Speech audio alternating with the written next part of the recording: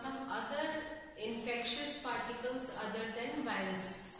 Viruses के अलावा और कौन से रोग कारक विषाणु जैसे जीव हैं या ऑर्गेनिजम्स हैं, उनकी बात करेंगे।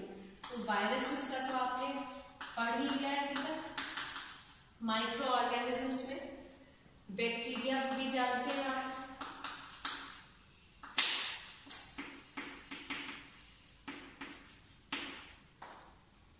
माइकोप्लाज्मास भी होते हैं।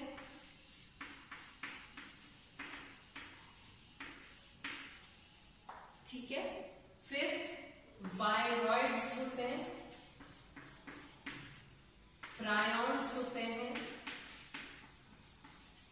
और रिकेटिशियास भी होते हैं। ठीक है, अब वायरसेस क्या थे आपने जो पढ़े कि जिसमें प्रोटीन कोट होता है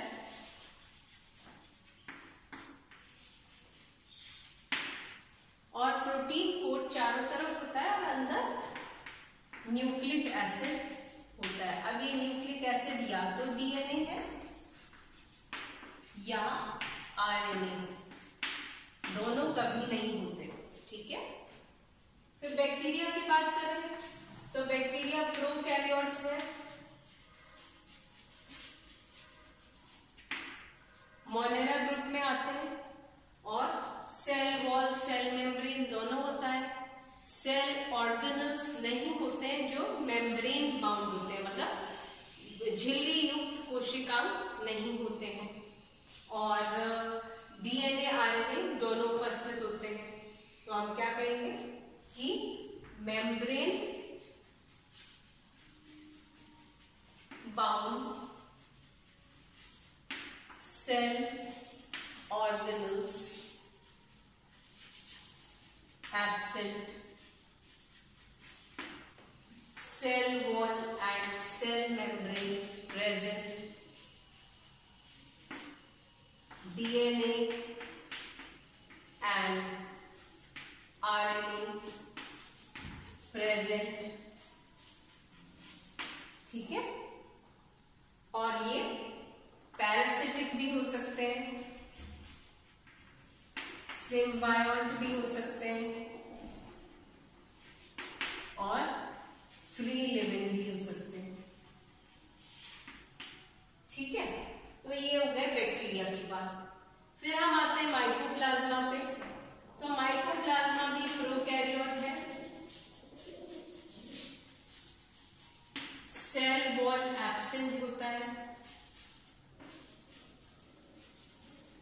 लेकिन सेल मेम्ब्रेन प्रेजेंट होता है, डीएनए आरएनए दोनों प्रेजेंट होते हैं। ठीक है, फिर हम आते हैं वायरॉइड्स पे। तो वायरॉइड्स क्या होते हैं? दे आर सब वायरल माइक्रोस्कोपिक infectious particles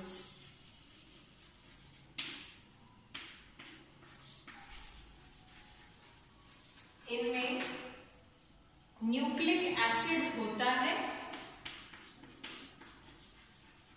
अब वो या तो डीएनए होगा या आरएनए होगा, दोनों नहीं होते, लेकिन प्रोटीन कोट एब्सेंट होता है।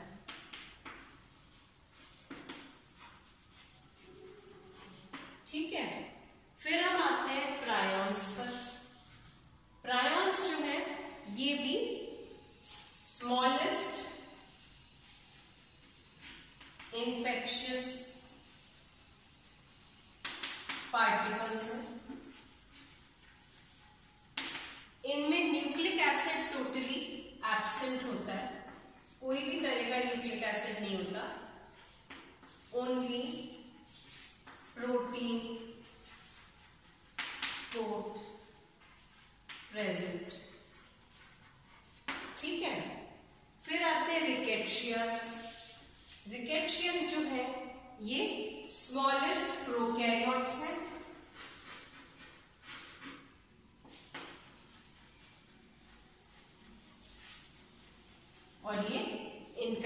पार्टिकल्स हैं। तो ये तरह तरह के माइक्रो ऑर्गेनिजम्स या सूक्ष्म जीव हैं। इनमें हम साइनोबैक्टीरिया को भी ऐड कर सकते हैं।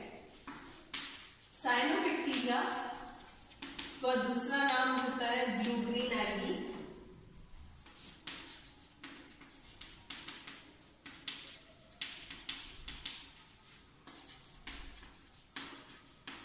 ठीक है, या तो ब्लू ग्रीन एल्गी बोल सकते हैं और they may be known as Myxophyceae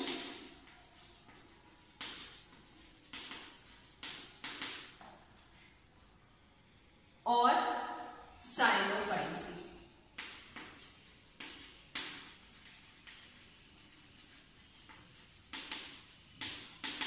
ठीक है, तो साइनोबैक्टीरिया या मिक्सोफाइसी या साइनोफाइसी या ब्लू ग्रीन एल्गी, ये सारे एक ही बात है। इनमें से कुछ भी हम टर्म यूज कर सकते हैं। तो ये भी एक टाइप का माइक्रो ऑर्गेनिज्म या सूक्ष्म जीव है।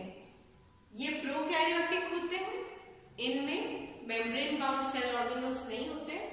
ये ऑटोट्रॉफिक होते हैं, मतलब अपना भोजन स्वयं बना सकते हैं, क्योंकि इनमें क्रोमैटोफोर्स एंड पिगमेंट्स पाए जाते हैं। ठीक है, लेकिन साइनोफाइसी के मेंबर होने की वजह से इसमें एक्चुअल क्लोरोफिल के बजाय बैक्टीरियल क्लोरोफिल प्रेजेंट होता है, बैक्टीरियो क्लोरोफिल प्रेजेंट होता है। तो ये सारे टाइप के सूक्ष्म जीव हैं। तो अभी हमने वायरसेस की बात करी, तो वायरसेस आपको पता है, वायरसेस में प्रोटीन कोट होता है चारों तरफ, और प्रोटीन कोट के अंदर मतलब न्यूक्लिक एसिड प्रेजेंट होता है, या तो डीएनए या आरएनए। और ये डीएनए या आरएनए सिंगल स्ट्रैंडेड हो सकता है, डबल स्ट्रैंडेड हो सकता है, सर्कुलर हो सकता है, लीनियर हो सकता है। इस न्यूक्लिक एसिड के चारों तरफ एक प्रोटीन कोट बाउंड होता है। ठीक है, तो इसलिए वायरसेस का एक डेफिनेट शेप होता है।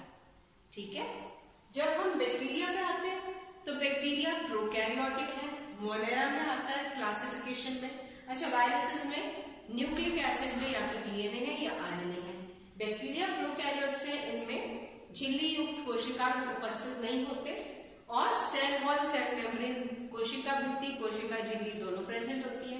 डीएनए एंड आरएनए दोनों प्रेजेंट होते हैं, और ये या तो परपोषी होते हैं या स्वयंपोषी होते हैं, या सहजीवी भी हो सकते हैं, parasitic, symbiotic, free living and also saprophytic, मृतोपजीवी भी हो सकते हैं। ठीक है, तो इनके कई तरह के मोड्स ऑफ न्यूट्रिशन है, पोषण के कई तरीके हैं अलग अलग बैक्टीरिया के।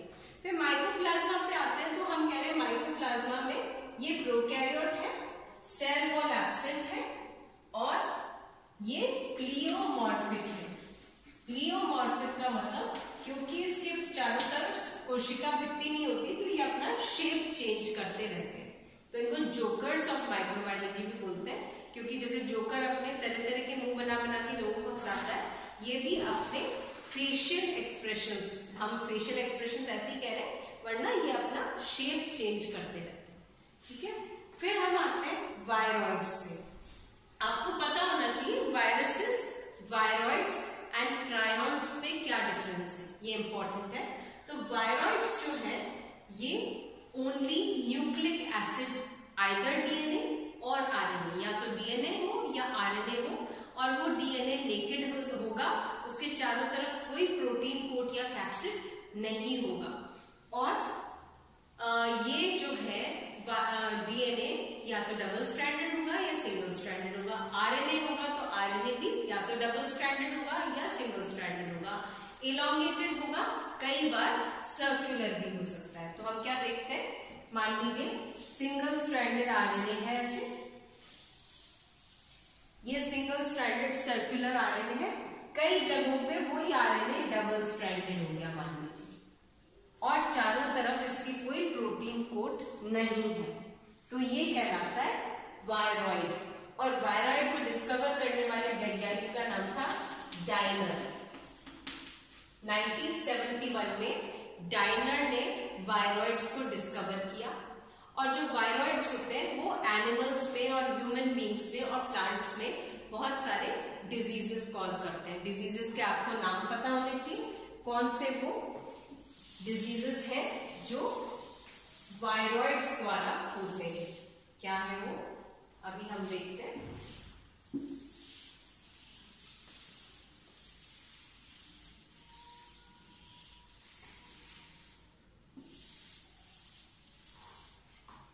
तो वायरॉइड्स जो है वो डाइनर ने डिस्कवर किए 1971 में। ये शीप में डिजीज कॉज कर देते हैं और वो डिजीज जैसे है मैड काउ डिजीज, एक होता है काउ में, कैटल में होने वाला, ठीक है। इसके अलावा प्लांट्स में क्राइसैंथेमम,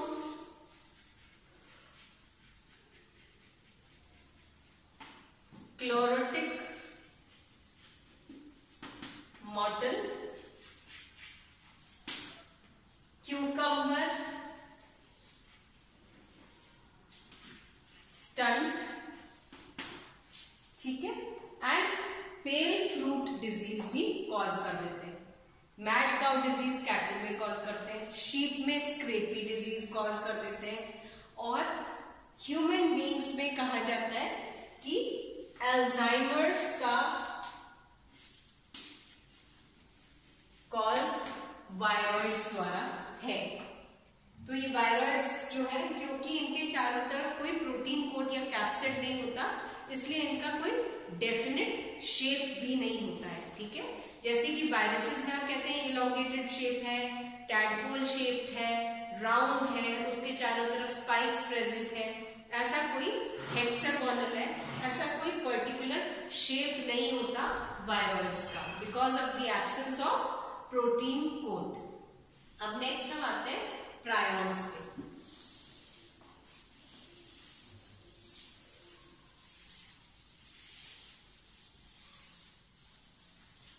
प्रायॉन्स की बात करें, प्रायॉन्स को डिस्कवर किया था प्रुस्नियर ने, ठीक है। प्रुस्नियर ने प्रायॉन्स डिस्कवर किए थे। दीज आर सब माइक्रोस्कोपिक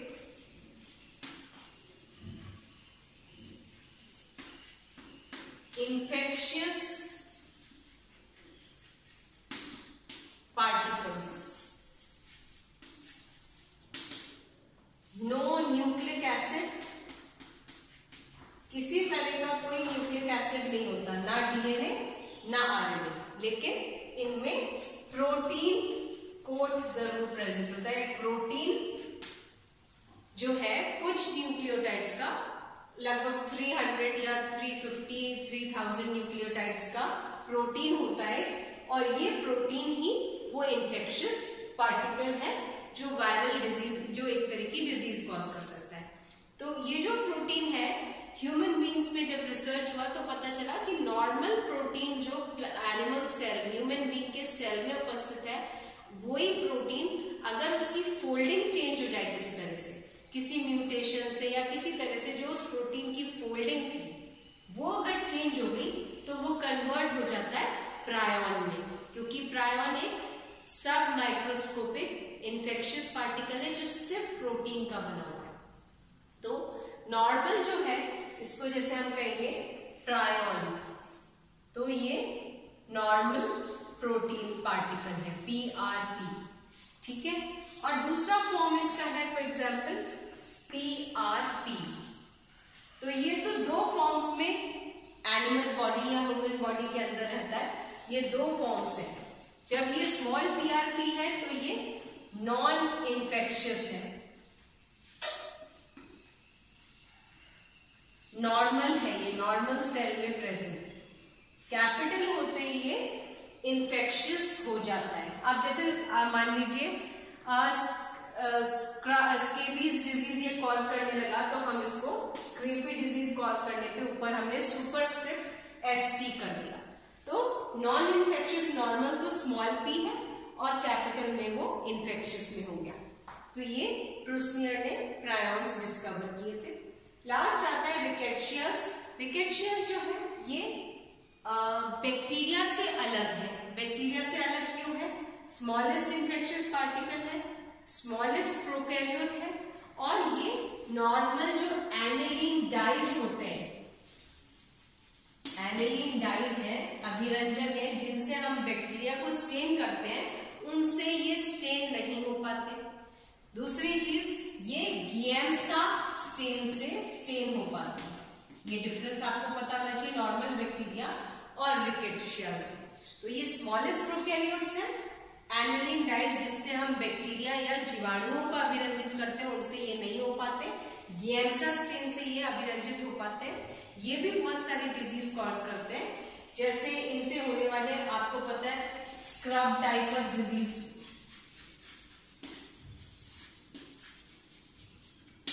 क्यू फीवर, ये दोनों एग्जाम्पल है रिकेट्शिया से होने वाली बीमारियों के बारे में। ठीक है, तो नेक्स्ट क्लास में हम आगे और बात करेंगे माइक्रो ऑर्गेनिजम्स के, हमारे सिलेबस में जो है। Thank you.